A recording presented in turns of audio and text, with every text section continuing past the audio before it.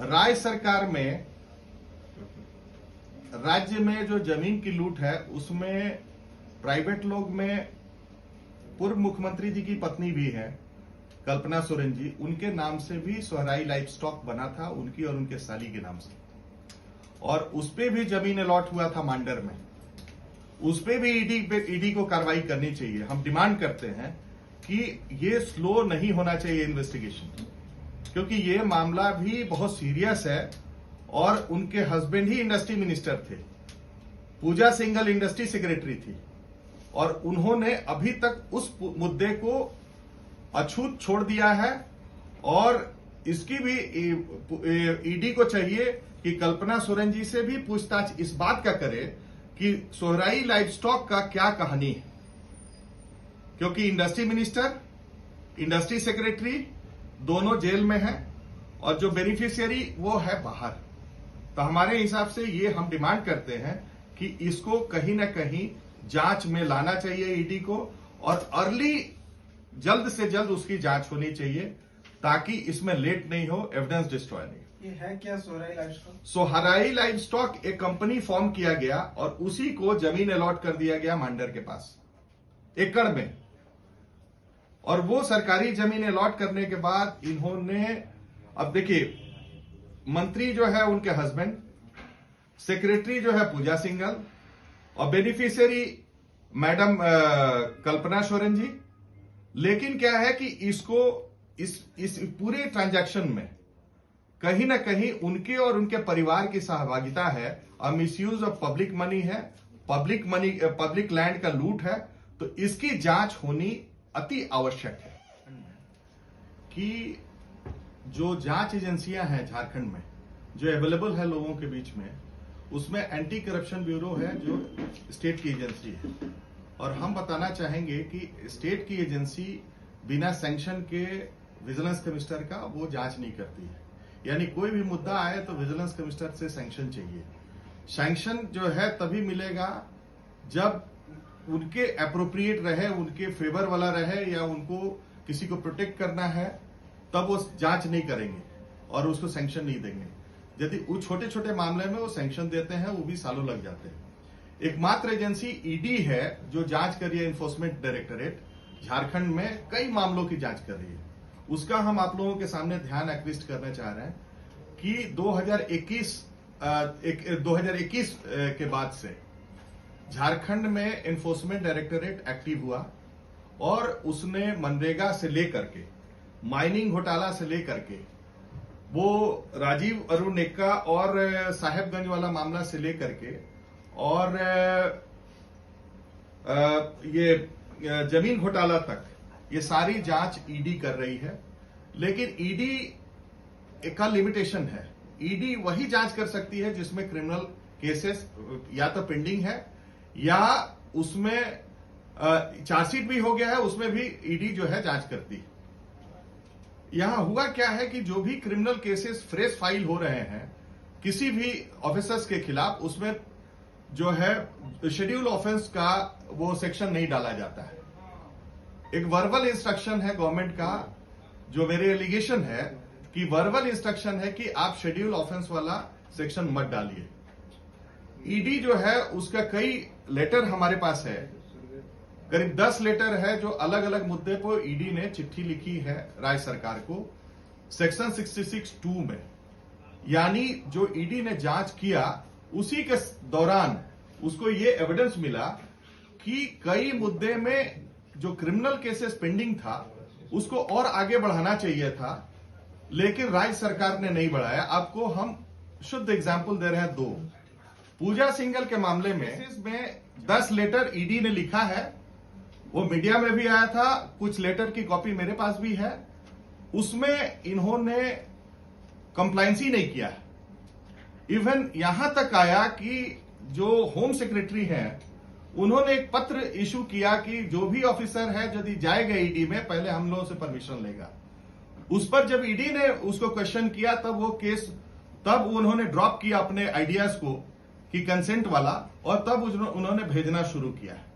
अब तो लोग जाने लगे हैं कुछ ऑफिसर्स। 66(2) जो सेक्शन है वो, उसमें जो भी नोटिसेज आए हैं उसका कंप्लायंस करे और जो क्रिमिनल केसेस है उसको क्लोज नहीं करके उसमें फर्दर इन्वेस्टिगेशन राज्य सरकार करे, क्योंकि हेमंत के जाने के बाद से नई चीफ मिनिस्टर है और हो सकता है कि ये इसके सीरियसनेस को समझे और उसको कंप्लायंस करेंगे, ऐसा हमको एक्सपेक्टेशन। अगर अपना इंटरेस्ट भी क्लियर कर दीजिए, क्योंकि हमारा इंटरेस्ट यही ऐसा है, लग रहा है कि आप बिल्कुल ईडी की तरफ से बोल रहे हैं। नहीं, हमारा इंटरेस्ट यही है कि डे वन से पिछले 20 साल से, जब 24 साल से झारखंड में हम तो कई केसेस करते रहे हैं और सारा केस में हम प्रोसीड कर रहे हैं एज ए लॉयर, और हमारा इंटरेस्ट यही है कि 66(2) में कॉम्प्लायंस होगा।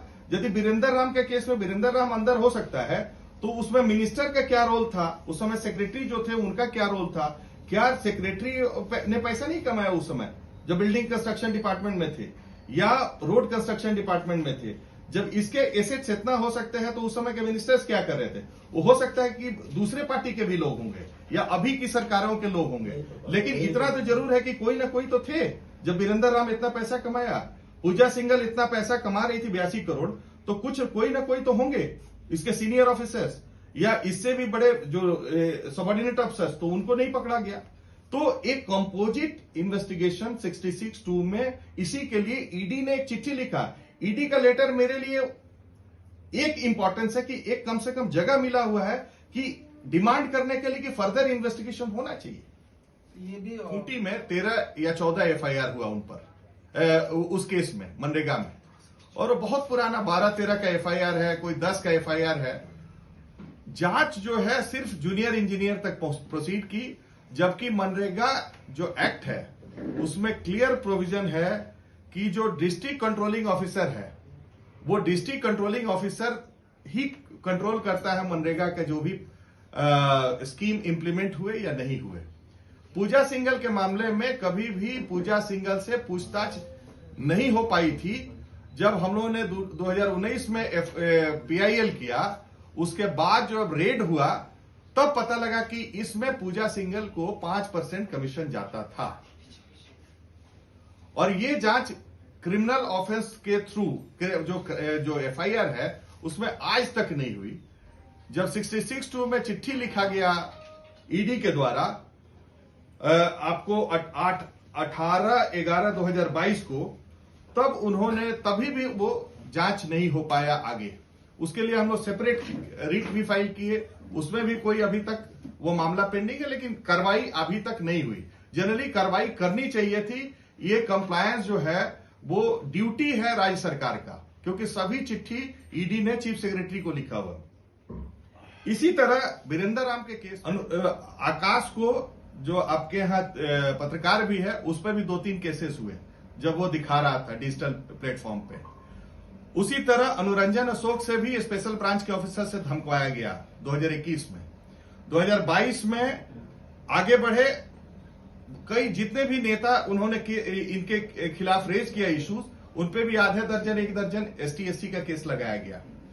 यानी झारखंड में जो भी व्यक्ति ने इनके खिलाफ बोला उसके खिलाफ ST/SC एक्ट में केस लगा, और लास्ट होते होते इवन ईडी के जो ज्वाइंट डायरेक्टर हैं या और भी सीनियर ऑफिसर्स हैं उनके खिलाफ इन्होंने डाला। तो 2 चीज है, एक तो 66(2) का कॉम्प्लायंस नहीं होना, ACB कुछ नहीं करना, और सीबीआई का जो है इन्होंने अपना कंसेंट विड्रॉ कर लिया है। ऑनरेबल हाईकोर्ट से एक ही मैटर जो है वो नींबू पहाड़ वाला सीबीआई को गया है। अन्य किसी भी मामले में शेड्यूल ऑफेंस में ये लोग एफआईआर नहीं करते हैं। तो ये जो झारखंड में व्याप्त करप्शन है, इसको कैसे चेक किया जाए, क्योंकि इनकी एजेंसी काम नहीं करेगी, दूसरे एजेंसी को काम नहीं करने देंगे, यही सबसे बड़ा कंसर्न है। और 66(2) का कंप्लायंस जो है, चूंकि ये पार्लियामेंट का एक्ट है, PMLA एक्ट, इसको इनका कंप्लायंस करना इनका मैंडेट है, इनको करना चाहिए था, जो आज तक नहीं कर रहे। एफआईआर हुआ वो तब एफआईआर हुआ जब रेड हुआ ACB के द्वारा जमशेदपुर में 2 करोड़ 40 लाख रुपया कैश उनके भतीजे के फ्लैट से मिला, और मिलने के बाद भी उसमें न इनकम टैक्स को इन्फॉर्मेशन दिया गया, और एफआईआर तो हुआ ही नहीं। एफआईआर हुआ लेकिन एफआईआर में जांच आगे तक नहीं बढ़ी, जबकि ईडी जब जांच की, ईडी ने रेड किया तो 40 करोड़ के आसपास की प्रॉपर्टी उनके यहां से डिटेक्ट हुआ। उस केस में भी इनको आगे बढ़ना चाहिए था एफआईआर करके, लेकिन उन्होंने वीरेंद्र राम के खिलाफ एफआईआर नहीं आगे बढ़ाया।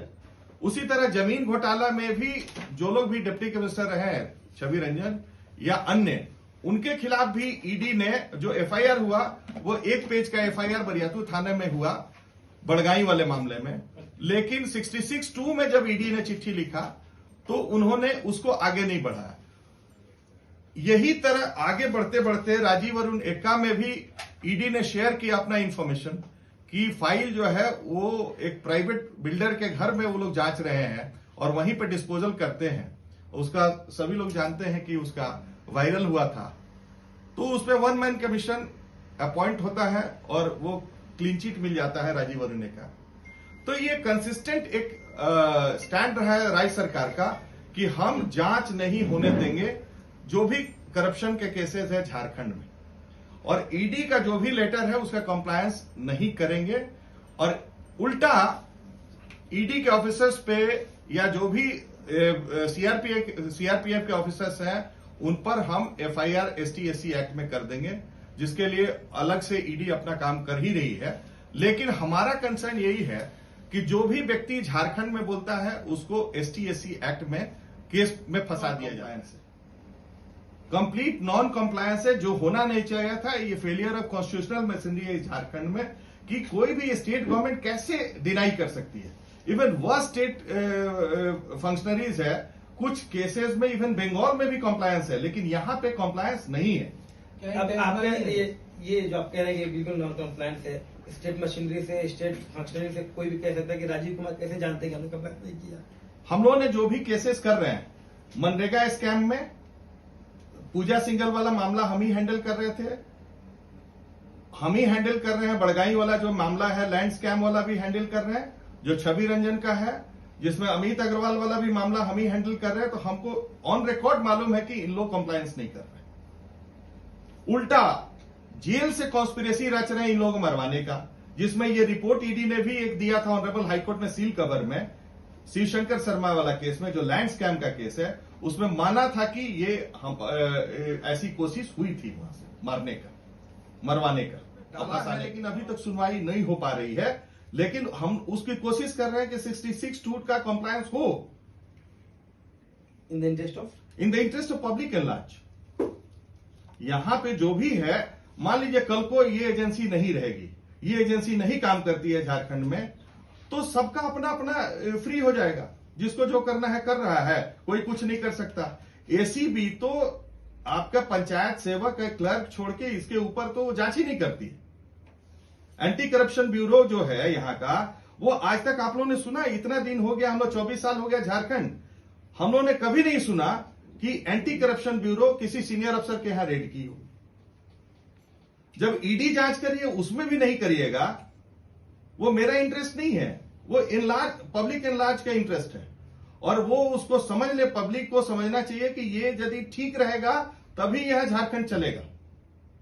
हम रहे ना रहे, आप रहे ना रहे, लेकिन ये 66(2) का कंप्लायंस नहीं हुआ तो आगे भी नहीं कुछ होगा। जैसे आपको हम उदाहरण दे रहे हैं, 12 साल हो गए जेपीएससी में, फर्स्ट और सेकंड जेपीएससी का सीबीआई ने चार्जशीट नहीं किया। वो ऑफिसर्स अभी बैठ के लूट रहे हैं। यदि वो चार्जशीट हो गया रहता इसमें जेपीएससी वाले में, तो जो अभी एएसपी और आईपीएस बनने वाले हैं, जो एसडीएम बन गए हैं, वो ऑफिसर तो नहीं रहते। और ये लैंड स्कैम हुआ है, कहीं ना कहीं वो फर्स्ट और सेकंड जेपीएससी का विंडफॉल है, क्योंकि वैसे ऑफिसर हैं, उनको पता है कि कल को हम नहीं रहेंगे जॉब में। तो आज जो भी बोलता है, वो सरकारी जमीन हो, सेंट्रल गवर्नमेंट की जमीन हो, सबको म्यूटेशन कर दो।